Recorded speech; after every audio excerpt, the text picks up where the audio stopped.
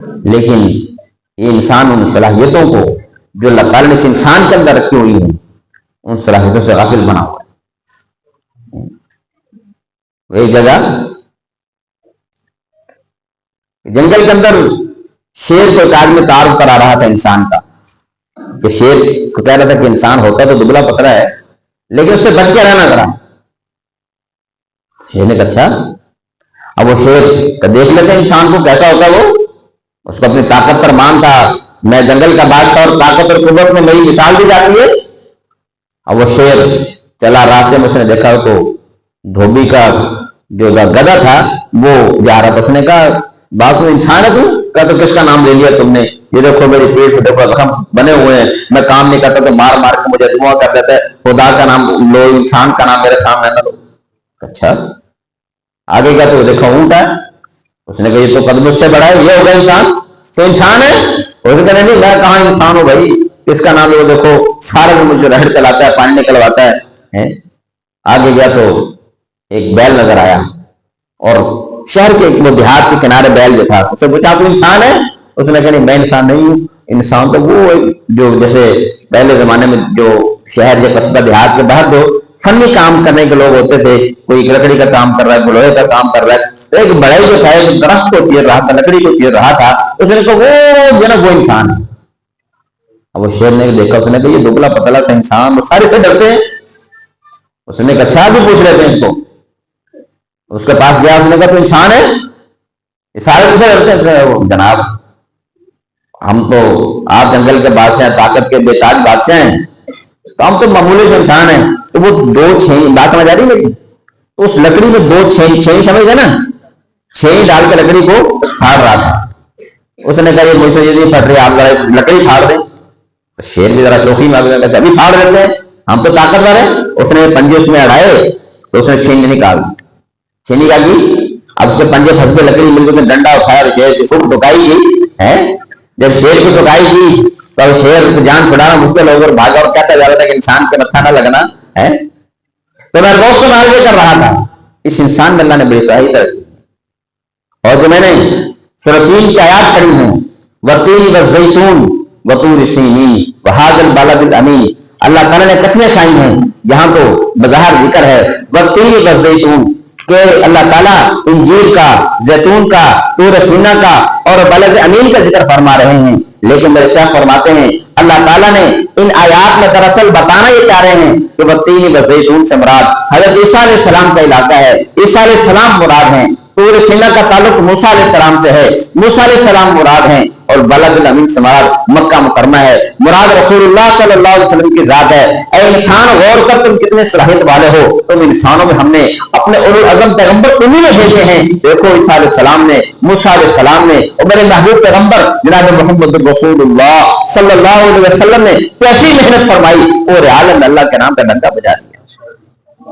اے انسان ہم نے تمہارے اندر بڑی صلاحیت رکھی، لیکن جب یہ انسان غافل ہو جاتا ہے اور اپنی صلاحیت کو بھول بیٹھتا ہے اور دل پسند چڑھ جاتا ہے، پھر باوجود صلاحیتوں کے ہونے کے اس سے خبر نہیں ہوتی کہ میرے اندر اللہ نے کیسی صلاحیت رکھی اللہ تعالیٰ کی، اور اللہ تعالیٰ نے اس انسان کے لیے پوری کائنات کی خدمت میں لگایا ہے، پوری کائنات کو۔ ان الدنیا خلقت لکم وانکم خلقتم للآخرہ، تمہیں پوری سورج تمہارے لیے بنایا، چاند تمہارے لیے بنایا، پھل پھول تمہارے لیے بنائے، اور تمہیں میں نے اپنے لیے بنایا۔ سبحان اللہ، اے انسان تم ہم نے اپنے لیے بنایا، تم ہمارے لیے ہو، ہمارے لیے۔ لیکن آج انسان جو ہے سستی اور غفلت میں پڑا ہوا ہے، خیال نہیں کر رہا، دھیان نہیں کر رہا۔ تو میرے محترم دوست اور بھائیو، اس کے لیے اللہ تعالیٰ نے ہمیں مختلف موقع عطا فرمائے کہ ہم ان موقعوں سے زیادہ اٹھائیں، کیونکہ آج کس مجلس میں قرصے نے بتایا تھا بچے جن کا قرآن پاک بھی مکمل ہو رہا ہے، آگے رمضان بھی آ رہا ہے، رمضان شریف نیکوں کا موسم بہار ہے، ہم ان غفلت کے پردوں کو ہٹا کے دل کو ذرا دھلا کے مولا کے سامنے پیش کریں، اور اس دل کے اندر اللہ نے وہ خاصیت رکھی انسان کے اس دل کے اندر، جس کو کیا کہا من گنجم در زمین و آسمان ولیک گنجم در قلوب مومنہ، حدیث پاک بھی ہے اور بزرگوں کا شعر بھی ہے. اللہ فرماتے ہیں کہ میری ہستی ایسی ہے من نہ گنجم در زمین و آسمان، میری ذات میری تجلیات زمین و آسمان میں نہیں سما سکتی، لیکن اے مومن تیرا دل میں نے ایسے بنایا ہے وَلَيْكَ گنجم در قلوب مومنا، مومن کے دل میں سما جاتا ہوں. مومن کا دل ایسا ہے، ایسی صلاحیت والا ہے، اس میں میری تجلیات سما جاتی ہیں. حجت الاسلام حضرت مولانا قاسم نانوتوی رحمۃ اللہ علیہ فرماتے ہیں انسان کا دل اللہ تعالیٰ نے آئینے کی طرح بنایا ہے، شیشے کی طرح بنایا ہے. اس طرح انسان شیشے کو سورج کے سامنے کرے، بتائیے سورج بڑا ہے یا زمین بڑی ہے؟ ہر بندہ جو پڑھا لکھا کہے گا کہ سورج بڑا ہے اور زمین سے کروڑوں گنا بڑا سورج ہے. سورج کو زمین میں لانا چاہیں، سورج زمین میں آ سکتا نہیں، سورج زمین میں سما سکتا نہیں، لیکن اگر سورج کے سامنے شیشے کو کریں تو سورج کی تجلیات بھی شیشے میں آئیں گی، اس کی گرمی بھی اس شیشے کے اندر آئے گی. اس مومن کا دل ایسے ہے کہ مومن خلوص کے دل کے ساتھ اپنے دل کو اپنے مولا کے سامنے پیش کر دیتا ہے، اللہ کے سامنے پیش کر دیتا ہے. اللہ میں تو تیرا کرنا چاہتا ہوں، تو اللہ تعالیٰ کی تجلیات اس دل میں آ جاتی ہیں، اور نہ صرف تجلیات ان کے اثرات بھی دل کے اندر آ جاتے ہیں اور دل اللہ کا پیارا بن جاتا ہے، اللہ کا پیارا بن جاتا ہے، بشرطے کہ دل کی صلاحیت کو خاک نہ کر لیا ہو، اس کو جلا نہ ڈالا ہو.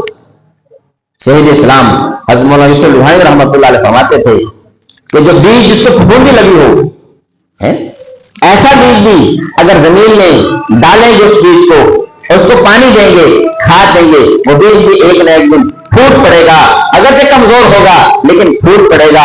لیکن اگر وہ بیج جلا ڈالا جائے، اس کو بھون ڈالا جائے، وہ بیج کبھی پھوٹے گا نہیں. اس طرح مومن اگر تیرا دل گناہ گار ہے کوئی بات نہیں، ہمت کر، اللہ والا بننے کی کوشش کر، اللہ والا بن جائے گا. لیکن اگر گناہ کر کر کے اپنے دل کو ایسا کر لیا کہ اللہ نے مہر لگا دی، اللہ دل پر مہر فرمایا کہ جب انسان گناہ کرتا ہے یہاں تک کہ اللہ تعالیٰ دل پر مہر لگا دیتے ہیں، گناہ کے سارے گند کو دل میں بند کر کے مہر لگا دیتے ہیں. اب اس دل کی مہر کو کھول سکتا نہیں، کھلے گا تو اندر سے وہ گناہ کا گند ہی نکلے گا. اس لیے میرا دوست کو فرمایا کہ اپنے آپ کو اس گناہ سے بچا کے اپنے مولا کے قابل سن کو بنائے تاکہ ہم اللہ والا بن جائے، اللہ والا بن جائے. تو میرے محترم دوست اور بھائی، بات کر رہا تھا رمضان کا مہینہ آ رہا ہے اور رمضان شریف میں اور قرآن اور رمضان کا کیسا جو اس کے لیے ابھی سے نیت کریں کہ رمضان آئے، ایسا نہ آئے کہ آئے اور بس گزر گیا، نہیں، بلکہ رمضان ایسا آئے کہ میرے دل کی دنیا بدل جائے. رمضان ایسا آئے میرے دل کا تعلق اللہ سے جڑ جائے. رمضان ایسا آئے میرا تعلق رسول اللہ سے جڑ جائے. رمضان ایسا آئے میرا دل اللہ سے لگ جائے. تو میرے محترم دوستوں اور بھائیوں، اللہ تعالیٰ نے پھر اس انسان کی ہدایت کے لیے بے شمار سبب بنائے ہیں، لیکن 3 بڑے مراکز ہیں انسان کی ہدایت کے لیے. 3 بڑے مراکز ہیں. پہلا مرکز قرآن کریم ہے، جس کو ہدی للعالمین کہا، پورے عالم کی ہدایت کے لیے. آقا دو جہاں سرور دو عالم صلی اللہ علیہ وسلم پر اترنے والا قرآن کسی انسان کی ہدایت کے لیے تو قرآن کی ایک آیت ہی کافی ہے، ایک سورت ہی کافی ہے. حضرت علی رضی اللہ عنہ فرماتے ہیں اگر پورا قرآن تک نہ ہی اترتا، ایک سورہ فاتحہ نازل ہو جاتی، انسانوں کی ہدایت کے لیے کافی ہو جاتی. اور فرمایا کہ سورہ فاتحہ کی اگر میں تفسیر لکھوں 70 اونٹ اس پر اس تفسیر کا بوجھ اٹھائیں. حضور نے فرمایا انا مدینۃ العلم وعلی بابها، میں علم کا شہر ہوں، علی اس کا دروازہ ہے. تو پہلا مرکز ہدایت ہے وہ قرآن کریم ہے. اور آپ صلی اللہ علیہ وسلم نے فرمایا جس طرح لوہے کو پانی لگنے سے زنگ لگ جاتا ہے، اس طرح دلوں کو بھی زنگ لگ جاتا ہے. دیکھیے اگر بلب ہو لیکن اس کے اندر صاف نہ ہو، اندر سے روشنی کے اندر ہو لیکن وہ صاف نہ ہو، زنگ ہو، تو اب وہ پوری روشنی نہیں دے گا. جیسے پہلے دوستوں کو لائٹن ہوتی تھی، اب لائٹن کہتے جناب بتی تو جل رہی ہے لیکن روشنی پوری نہیں آ رہی. کیوں؟ کہتے اس کی چمنی جو صاف کرنے والی ہے، جب صاف کرتے تھے تو اس روشنی سے روشن ہو جاتا تھا پورا ماحول. آج دل تو ہے، دل میں ایمان والی روشنی تو ہے، لیکن گناہوں کا غبار چڑھا ہوا ہے، اس وجہ سے روشنی پوری ظاہر نہیں ہوتی.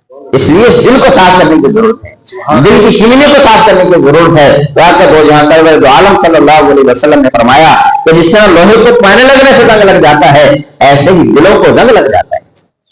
اور سمجھ دلوں کا زنگ دور کرنے والی 2 چیزیں ہیں، موت کو کثرت سے یاد کرنا اور قرآن کریم کی تلاوت کرنا.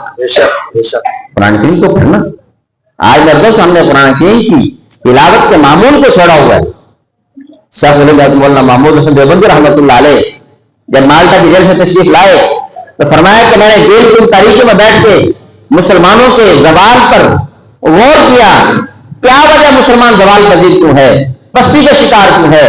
میں نے تشخیص کی 2 چیزیں ان کے زوال کا سبب ہیں. ایک چیز آپس کے اختلافات, چھوٹی چھوٹی باتوں پر لڑنا جھگڑنا. بعض باتیں علمی مباحث ہوتے ہیں, علماء کا کام ہوتا ہے, وہ علمی نوعیت کی ہوتی ہیں. اور دوسری چیز قرآن پاک سے دوری, کہ مسلمان قرآن پاک سے دور ہو چکا. تو میرے دوستو قرآن پاک سے اپنا تعلق دو, اور جو قرآن پاک سے تعلق جوڑے گا کل قیامت کا دن ہوگا. آپ صلی اللہ علیہ وسلم نے فرمایا 2 قرآن پاک کو روزے کو اللہ تعالیٰ حق دینے کے بندے کے حق میں سفارش کریں گے. یہ قرآن کریم سفارش کرے گا, اللہ یہ بندہ میرا دوست تھا, میں روزانہ میرے ساتھ ملاقات کرتا تھا. تو اللہ فرمائیں گے جو تیرا دوست ہے ہمارا دوست ہے, چلو جنت تمہارے لیے بنائی. کب؟ جب دل قرآن سے لگائے گا.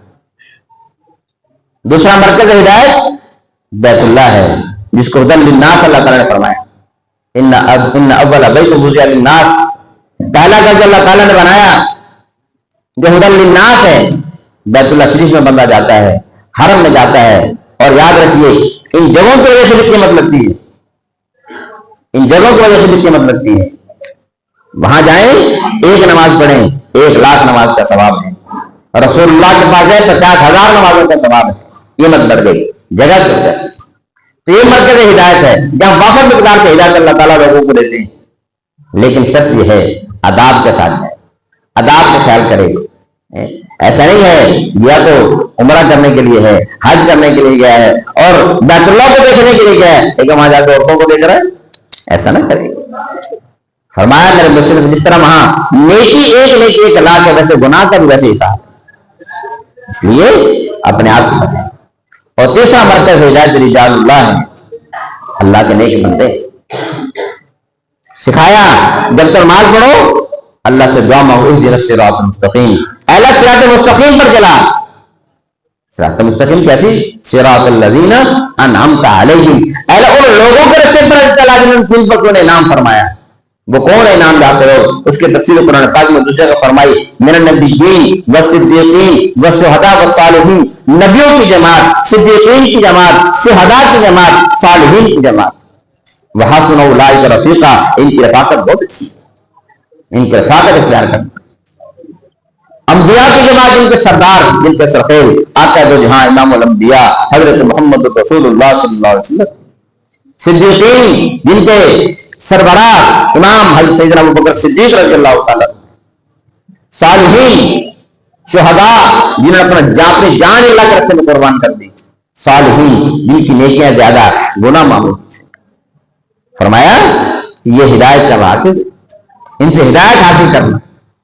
تو میرے محترم دوستوں اور بھائیوں, تو ان مراکز سے فائدہ کب ہوگا؟ جب ہم غفلت کی چادر کو اٹھائیں گے, غفلت کو چھوڑ کر اور دل کی سچی لگن اور تڑپ کے ساتھ ہم آئیں گے تو ہم فائدہ اٹھا لیں گے, فائدہ پا لیں گے. تو میرے دوستوں اس کے لیے ضروری ہے انسان تڑپ کے ساتھ آئے, پھر تھوڑی سی دیر میں بھی نفع کامل ہو جاتا ہے. اور پھر فرمایا کہ اگر انسان اسی لگن میں لگا رہے, کچھ غلطی ہوگی, سستی ہوگی, پھر سے تعلق توڑ لیں, لیکن غافل بن کے زندگی نہ گزارے. غافل مند اللہ کو پسند نہیں ہے. اور قرآن پاک میں اللہ تعالیٰ نے فَأَمَّا مَنْ أَعْطَى وَاتَّقَى وَصَدَّقَ بِالْحُسْنَى فَسَنُيَسِّرُهُ لِلْيُسْرَى, اس کے مقابل میں وَأَمَّا مَنْ بَخِلَ وَاسْتَغْنَىٰ وَكَذَّبَ بِالْحُسْنَى, وہاں آتا واتقى وصدق 3 چیزیں, یہاں بھی 3, باخلہ واستغنى, وَأَمَّا مَنْ بَخِلَ وَاسْتَغْنَىٰ وَكَذَّبَ تقریب. تو وہاں پر آتا کے مقابلے میں بخل ہے جو اللہ کے راستے میں خرچ کرتا ہے, اور ادھر بخل کرنے والا. واتقى جو تقوی اختیار کرتا ہے, ادھر کیا واستغنى بے پرواہی اور غفلت برتتا ہے. وصدق وہ تصدیق کرتا ہے, اور یہ کذب تقریر کرتا ہے. تو یہاں پر تقوی کے مقابلے میں غفلت لائے ہیں, غافل انسان لائے ہیں. تو استغنا کرتا ہے, بے پرواہی کرتا ہے. اور تقوی والا کون؟ بے پرواہ کرتا ہے. چھوٹا سی بھی غفل سستی ہو جائے اور تھوڑی سی بھی گناہ ہو جائے, اس کے دل پر پہاڑ ٹوٹ پڑتے ہو, میں اللہ کو ناراض کر بیٹھا, اور وہ فوراً اللہ کے سامنے آ کے معافی مانگتا ہے. اور غافل آدمی پرواہ نہیں کرتا. میرا دوستو تو غافل جب اللہ کو پسند نہیں ہے. غلطی ہو جائے پھر سے آ کے تعلق جوڑے. کیا کہا؟ جو ناکام ہوتا رہے عاشق عمر بھر بھی، جو ناکام ہوتا رہے عاشق عمر بھر بھی رشتہ محبت کا قائم رکھے. جو 100 بار ٹوٹے تو 100 بار توڑے، پھر سے جوڑ لے، پھر سے جوڑ لے. اور ویسا خالق اور مالک ہے. جو بندہ روٹھا ہوا بندہ اس کے دربار میں آ جاتا ہے، وہ اس بندے سے پیار کرتا ہے. وہ تو ایسا کریم اللہ ہے. خدا 100 سال کا کافر نہیں 70 دل سے نادم ہو کے اس کے در پہ آ جائے اس کو معاف کر دیتا ہے. اور جو مومن ہے رسول اللہ کو امتی ہے. لیکن بات یہ ہے آج ہم تڑپ اور طلب سے خالی، مگر اللہ والے تو چھوٹی چھوٹی باتوں سے سمجھاتے ہیں. ایک اللہ والے جا رہے تھے، دیکھا کہ بچے کو اس کی ماں مار رہی تھی، اس غلطی تھا، پیٹ رہی تھی. دفعہ جا میں تیری ماں نہیں بنتی. بچہ چمٹ رہا تھا ماں سے، ماں نے دھکا دیا، چل دفعہ جا. ناراض ہو گئی. بچہ روتا روتا دور چلا گیا. ماں کام کاج سے فارغ ہوئی، دیکھا تو بچہ روتا روتا واپس آیا. پھر اسی تحلیل پہ آ کے روتا روتا وہیں سو گیا. تھوڑی دیر بعد ماں کو خیال ہو، بچے کا خیال آیا، رونے کی آواز نہیں آ رہی. دروازہ کھولا، دیکھا بچہ دہلیز پہ پڑا ہوا سویا ہوا ہے. ماں نے اٹھایا، سینے سے لگایا. میرے لال تو کہاں چلا گیا تھا؟ بچے نے کہا ماں میں باہر گیا. میں نے کہا میں دور چلا جاؤں گا. لیکن پھر میں نے کہا ماما کسے کہوں گا. ماں نے اس کو اٹھا کے سینے سے لگایا. تو اللہ والے فرمانے لگے دیکھو کسی نے اللہ سے مانگنا سیکھنا ہو اس بچے سے سیکھ لے. دیکھو جس کو ماں نے مارا تو صحیح لیکن درد چھوڑ کے گیا. ایسے بندے تو رب کا درد چھوڑ کے دائیں میں بھاگتا پھرتا ہے، ادھر ادھر آتا جاتا ہے. اس در کے علاوہ کوئی در ہے کوئی؟ ایک شخص ایک اللہ والے کے پاس گیا، ذکر اذکار کر رہا تھا. صبح سے تہجد روتے میں اٹھا، آواز سنی، کوئی طریقے اللہ اللہ قبول نہیں، کچھ قبول نہیں. وہ جو بندہ گیا تو اس نے کہا حضرت میں نے ایسی بھی بات سنی ہے، آپ صبح کو نماز پڑھ رہے تہجد پڑھ رہے آواز آئی کچھ قبول نہیں. کہا مجھے میں بڑے عرصے سے سن رہا ہوں. میں بڑے عرصے سے تو جب قبول نہیں پھر کرنے کا فائدہ، جب قبول نہیں ہوگی تو پھر کرنے کا فائدہ. تو کہنے لگے ہاں یہ بتا اس در کے علاوہ کہ اور در ہے جہاں جائیں؟ در تو یہی ہے، ادھر ہی پڑے رہنا ہے. اسی کو کیا کہا؟ وہ کھولے یا نہ کھولے در، اس پر ہو تو تیری نظر. وہ کھولے یا نہ کھولے در، اس پر ہو تو تیری نظر. تو اپنا کام کر صدا لگائے گا. بس یہ طرف کے کہاں غیر سے آواز آئی اگر تو ہنر رہے تجھے مانگنا نہیں آتا لیکن ہم نے تیری اس بات کی وجہ سے کہ در کے علاوہ کوئی در نہیں ہے یہ بھی قبول، پچھلے بھی سارا قبول. سبحان اللہ. اس لیے میرے دوستو در چھوڑ کے نہ جائیں، اللہ کے وفادار بندے بن کر رہیں. اور وفادار بننے کے لیے اللہ والوں سے تعلق. اور یاد رکھیے اللہ والوں کے لیے جو ہم نے اپنے ذہن میں کو خاکے بنائے ہوتے نا کچھ ایسی ایسی چیز ہوگی تو اللہ والا ہوگا، ایسا کچھ نہیں. میرے حضرت فرماتے ہر دور کا شبلی، ہر دور کا اللہ والے ہر دور میں موجود ہوتے ہیں. اس جب اللہ والے نہیں رہیں گے اللہ اس پوری کائنات کے نظام کو پلٹ حدیث پاک میں کرے ایک بھی اللہ کرنے والا نہیں رہے گا، اللہ اس نظام کو لپیٹ دیں گے. لیکن وہ دیکھنے والی پہچاننے والی آنکھ، ہم ان کی قدر کرنے والے نہیں. تو میرے محترم دوستوں اور بھائیوں، ماشاءاللہ مولانا قاری دلی صاحب نے یہاں یہ گلشن قائم کیا ہے. اللہ تعالیٰ اس گلشن کو سدا آباد رکھے اور ہمیں اس کی قدردانی کی توفیق نصیب فرمائے. ان کی محنتوں کو کافی پر اللہ تعالیٰ صرف قبولیت عطا فرمائے. اور ہم جو جمع ہوئے اللہ کا نام لینے کے لیے اس کی برکت سے اللہ تعالیٰ مجھے بھی آپ سب کو ہم سب کو اللہ والا بنائے، اپنی ولایت صدیقیت عطا فرمائے. وآخر دعوانا ان الحمدللہ رب العالمین.